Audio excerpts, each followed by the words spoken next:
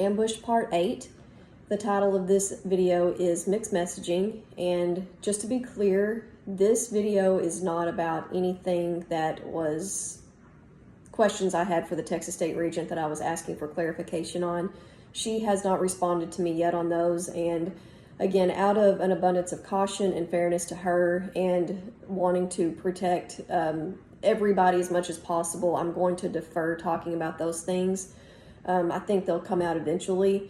So I wanted to get that said from the get-go because I know that everybody knows I've been holding off on making these subsequent videos to hear back from her. But this topic and then the next one I'm going to make, which is going to be the last one, are not anything that I was waiting on clarification for. I am confident in what I'm about to tell you here, that this is what happened at the District 6 workshop.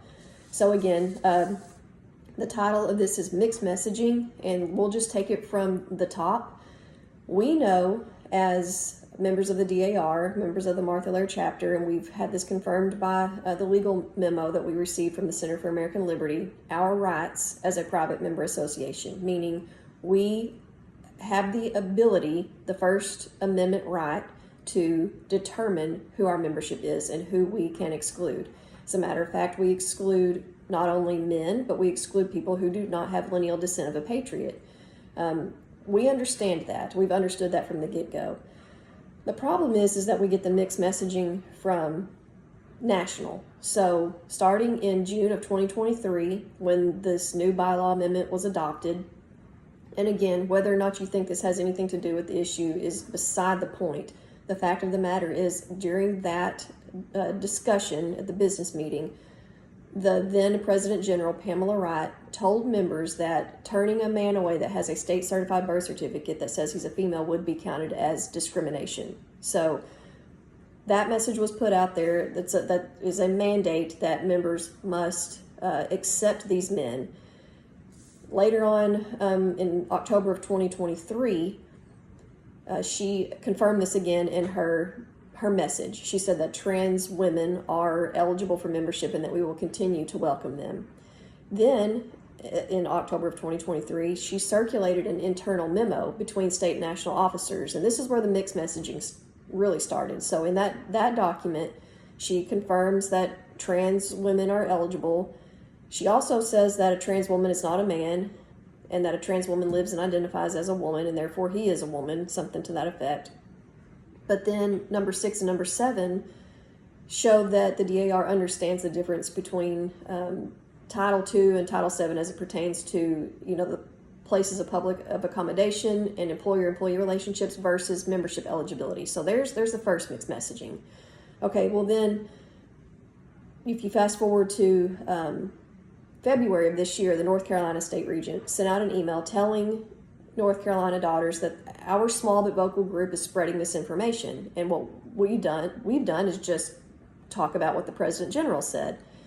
Well, in that same email, she said that the DAR does not admit men and that it has never admitted men.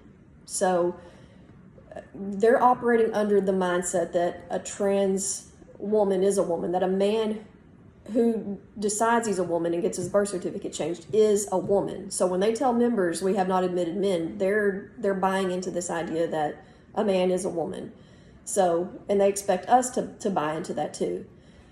If you fast forward now to last Sunday at the District 6 workshop, the state regent told us there that members are still able to vote on prospective members, that chapters are still able to vote on prospective members for any reason. And so when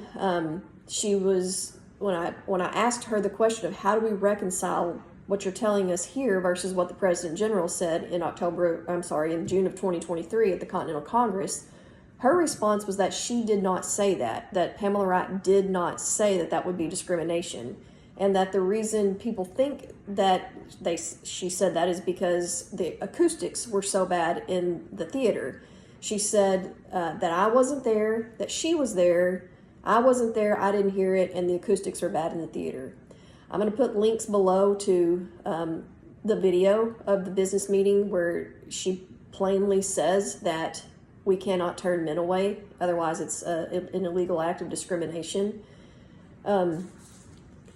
What I say, though, is that beside the fact of whether or not chapters are able to vote, what the DAR should be telling members is that these men with an altered birth certificate are not eligible, just like they tell women who are adopted that they're not eligible unless they can prove with their own original birth certificate, their own biological line. So it's not even about whether or not chapters have the ability to vote. It's about the DAR telling members that, first of all, they have to accept these men, and then saying, okay, well, you don't have to accept them, you can vote. But what they really should be telling them is, do not accept these men. They're not eligible. They are presenting a document that is not a true record of who they say they are in terms of their biological sex and parentage. It's the same standard that we hold adopted daughters to. I don't understand why there is one group is favored over the other. So again, mixed messaging. We hope we can get some clear answers from our leaders, but stay tuned for the final episode. We're going to call the last one. It's closing this this series up. Stay tuned for that one.